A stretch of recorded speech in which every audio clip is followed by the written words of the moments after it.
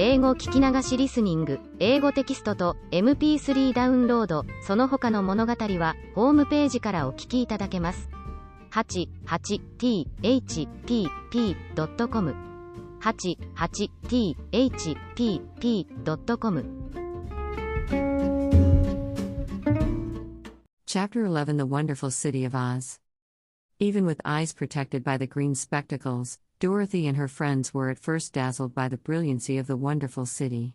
The streets were lined with beautiful houses all built of green marble and studded everywhere with sparkling emeralds. They walked over a pavement of the same green marble, and where the blocks were joined together were rows of emeralds, set closely and glittering in the brightness of the sun. The window panes were of green glass, even the sky above the city had a green tint, and the rays of the sun were green. There were many people, men, women, and children, walking about, and these were all dressed in green clothes and had greenish skins. They looked at Dorothy and her strangely assorted company with wondering eyes, and the children all ran away and hid behind their mothers when they saw the lion, but no one spoke to them. Many shops stood in the street, and Dorothy saw that everything in them was green. Green candy and green popcorn were offered for sale, as well as green shoes, green hats, and green clothes of all sorts. At one place a man was selling green lemonade, and when the children bought it Dorothy could see that they paid for it with green pennies. There seemed to be no horses nor animals of any kind. The men carried things around in little green carts, which they pushed before them. Everyone seemed happy and contented and prosperous. The guardian of the gates led them through the streets until they came to a big building, exactly in the middle of the city, which was the Palace of Oz, the Great Wizard. There was a soldier before the door, dressed in a green uniform and wearing a long green beard. "Here are strangers," said the guardian of the gates to him, "and they demand to see the Great Oz." "Step inside," answered the soldier, "and I will carry your message to him." So they passed through the palace gates and were led into a big room with a green carpet and lovely green furniture set with emeralds. The soldier made them all wipe their feet upon a green mat before entering this room, and when they were seated he said politely, "Please make yourselves comfortable while I go to the door of the throne room and tell us you are here." They had to wait a long time before the soldier returned. When, at last, he came back, Dorothy asked, "Have you seen Oz?" "Oh, no," returned the soldier, "I have never seen him. But I spoke to him as he sat behind his screen and gave him your message. He said he will grant you an audience, if you so desire, but each one of you must enter his presence alone, and he will admit but one each day. Therefore, as you must remain in the palace for several days, I will have you shown to rooms where you may rest in comfort after your journey." "Thank you," replied the girl, "that is very kind of Oz." The soldier now blew upon a green whistle, and at once a young girl, dressed in a pretty green silk gown, entered the room. She had lovely green hair and green eyes, and she bowed low before Dorothy as she said, "Follow me and I will show you your room." So Dorothy said goodbye to all her friends except Toto, and taking the dog in her arms followed the green girl through 7 passages and up 3 flights of stairs until they came to a room at the front of the palace. It was the sweetest little room in the world, with a soft comfortable bed that had sheets of green silk and a green velvet counterpane. There was a tiny fountain in the middle of the room, that shot a spray of green perfume into the air, to fall back into a beautifully carved green marble basin. Beautiful green flowers stood in the windows, and there was a shelf with a row of little green books. When Dorothy had time to open these books she found them full of queer green pictures that made her laugh, they were so funny. In a wardrobe were many green dresses, made of silk and satin and velvet, and all of them fitted Dorothy exactly. "Make yourself perfectly at home," said the green girl, "and if you wish for anything ring the bell. Oz will send for you tomorrow morning." She left Dorothy alone and went back to the others. These she also led to rooms, and each one of them found himself lodged in a very pleasant part of the palace. Of course this politeness was wasted on the Scarecrow, for when he found himself alone in his room he stood stupidly in one spot, just within the doorway, to wait till morning. It would not rest him to lie down, and he could not close his eyes, so he remained all night staring at a little spider which was weaving its web in a corner of the room, just as if it were not one of the most wonderful rooms in the world. The Tin Woodman lay down on his bed from force of habit, for he remembered when he was made of flesh, but not being able to sleep, he passed the night moving his joints up and down to make sure they kept in good working order. The Lion would have preferred a bed of dried leaves in the forest, and did not like being shut up in a room, But he had too much sense to let this worry him, so he sprang upon the bed and rolled himself up like a cat and purred himself asleep in a minute. The next morning, after breakfast, the Green Maiden came to fetch Dorothy, and she dressed her in one of the prettiest gowns, made of green brocaded satin. Dorothy put on a green silk apron and tied a green ribbon around Toto's neck, and they started for the throne room of the Great Oz. First they came to a great hall in which were many ladies and gentlemen of the court, all dressed in rich costumes. These people had nothing to do but talk to each other, but they always came to wait outside the throne room every morning, although they were never permitted to see Oz. As Dorothy entered they looked at her curiously, and one of them whispered, "Are you really going to look upon the face of Oz the Terrible?" "Of course," answered the girl, "if he will see me." "Oh, he will see you," said the soldier who had taken her message to the wizard, "although he does not like to have people ask to see him.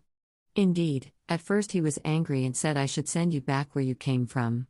Then he asked me what you looked like, and when I mentioned your silver shoes he was very much interested. At last I told him about the mark upon your forehead, and he decided he would admit you to his presence." Just then a bell rang, and the green girl said to Dorothy, "That is the signal. You must go into the throne room alone." She opened a little door and Dorothy walked boldly through and found herself in a wonderful place. It was a big, round room with a high arched roof, and the walls and ceiling and floor were covered with large emeralds set closely together.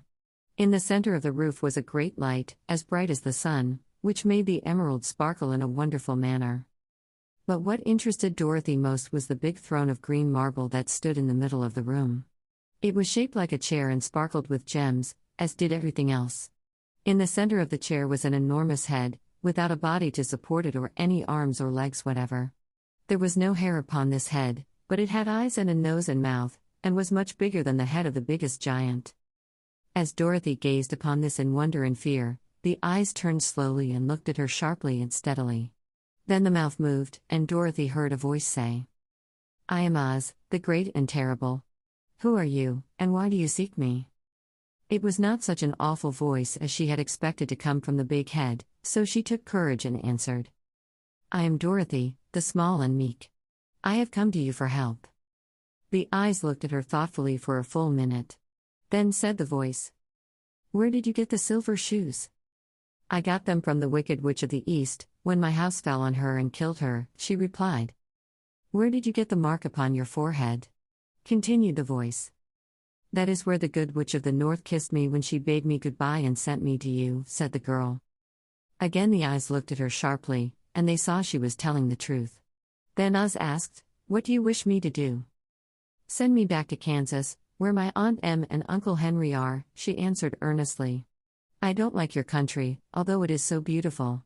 And I am sure Aunt Em will be dreadfully worried over my being away so long." The eyes winked 3 times, and then they turned up to the ceiling and down to the floor and rolled around so queerly that they seemed to see every part of the room. And at last they looked at Dorothy again. "Why should I do this for you?" asked Oz. "Because you are strong and I am weak, because you are a great wizard and I am only a little girl." "But you were strong enough to kill the Wicked Witch of the East," said Oz. "That just happened," returned Dorothy simply. "I could not help it." "Well," said the head, "I will give you my answer. You have no right to expect me to send you back to Kansas unless you do something for me in return. In this country everyone must pay for everything he gets. If you wish me to use my magic power to send you home again, you must do something for me first. Help me and I will help you." "What must I do?" asked the girl. "Kill the Wicked Witch of the West," answered Oz. "But I cannot," exclaimed Dorothy, greatly surprised. "You killed the Witch of the East and you wear the silver shoes, which bear a powerful charm. There is now but one Wicked Witch left in all this land, and when you can tell me she is dead I will send you back to Kansas, but not before." The little girl began to weep, she was so much disappointed, and the eyes winked again and looked upon her anxiously, as if the Great Oz felt that she could help him if she would. "I never killed anything, willingly," she sobbed. "Even if I wanted to, how could I kill the Wicked Witch? If you, who are great and terrible, cannot kill her yourself, how do you expect me to do it?" "I do not know," said the head, "but that is my answer, and until the Wicked Witch dies you will not see your uncle and aunt again. Remember that the witch is wicked, tremendously wicked, and ought to be killed. Now go, and do not ask to see me again until you have done your task. Sorrowfully, Dorothy left the throne room and went back where the lion and the scarecrow and the Tin Woodman were waiting to hear what Oz had said to her. There is no hope for me, she said sadly, for Oz will not send me home until I have killed the Wicked Witch of the West, and that I can never do. Her friends were sorry, but could do nothing to help her, so Dorothy went to her own room and lay down on the bed and cried herself to sleep. The next morning the soldier with the green whiskers came to the scarecrow and said, "Come with me, for Oz has sent for you." So the scarecrow followed him and was admitted into the great throne room, where he saw, sitting in the emerald throne, a most lovely lady. She was dressed in green silk gauze and wore upon her flowing green locks a crown of jewels.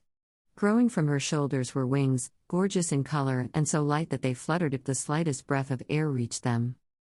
When the scarecrow had bowed, as prettily as his straw stuffing would let him, before this beautiful creature, she looked upon him sweetly, and said, "I am Oz, the great and terrible.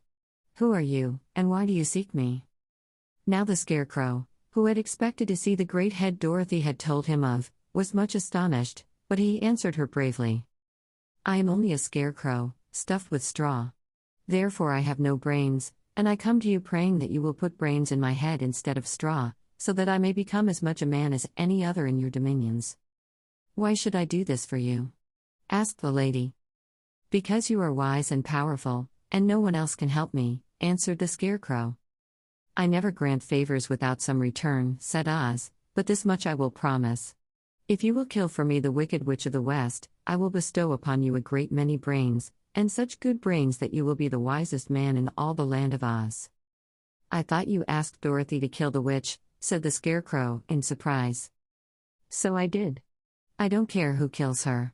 But until she is dead I will not grant your wish. Now go, and do not seek me again until you have earned the brains you so greatly desire."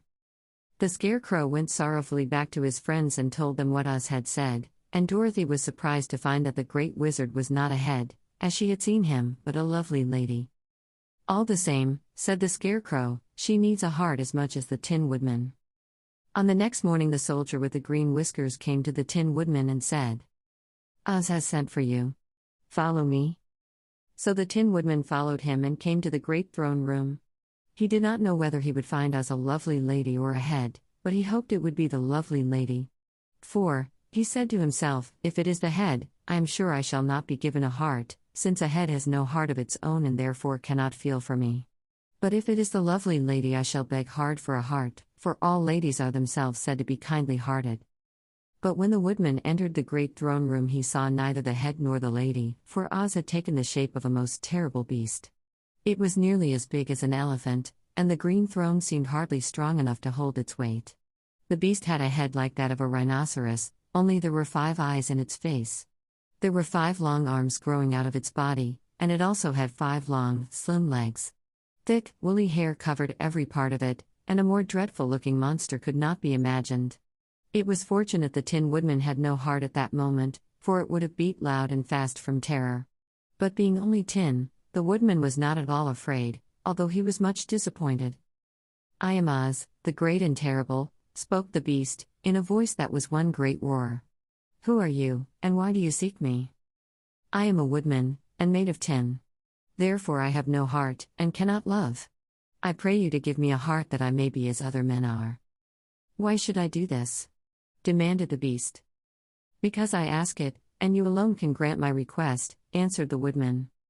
Oz gave a low growl at this, but said, gruffly, "If you indeed desire a heart, you must earn it." "How?" asked the woodman. "Help Dorothy to kill the Wicked Witch of the West," replied the beast.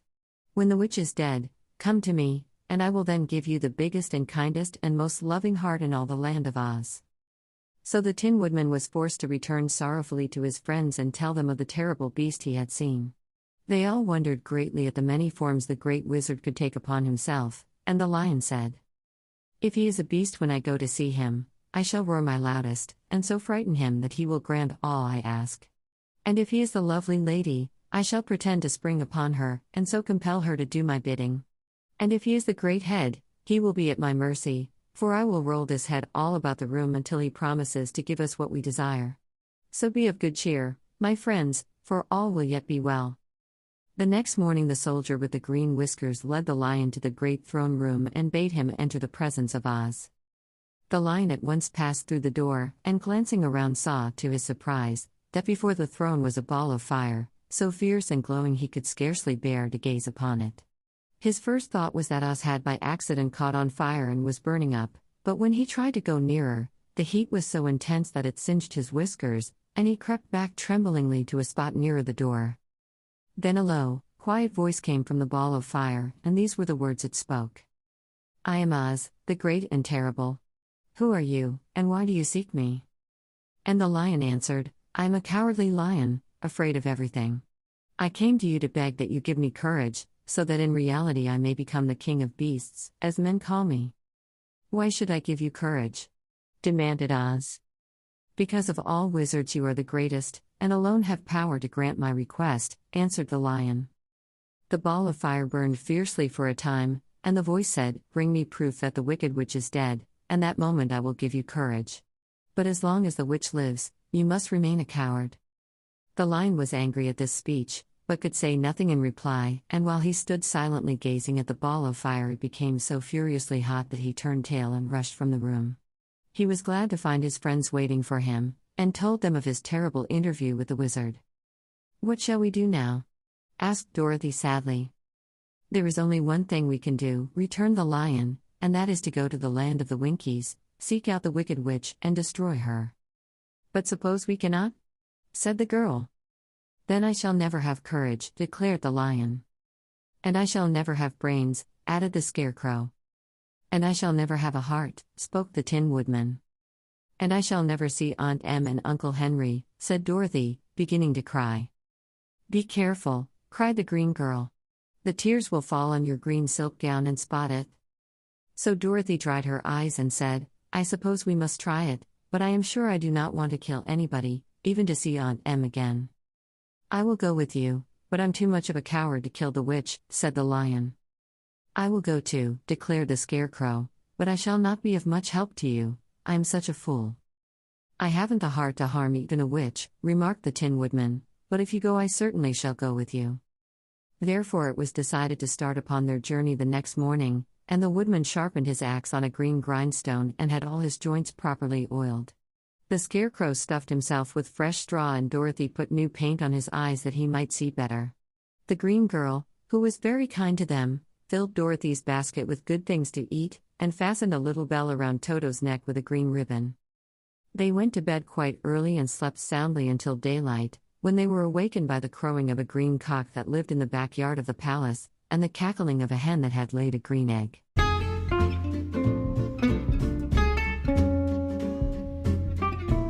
英語聞き流しリスニング、英語テキストと MP3 ダウンロード、その他の物語はホームページからお聞きいただけます。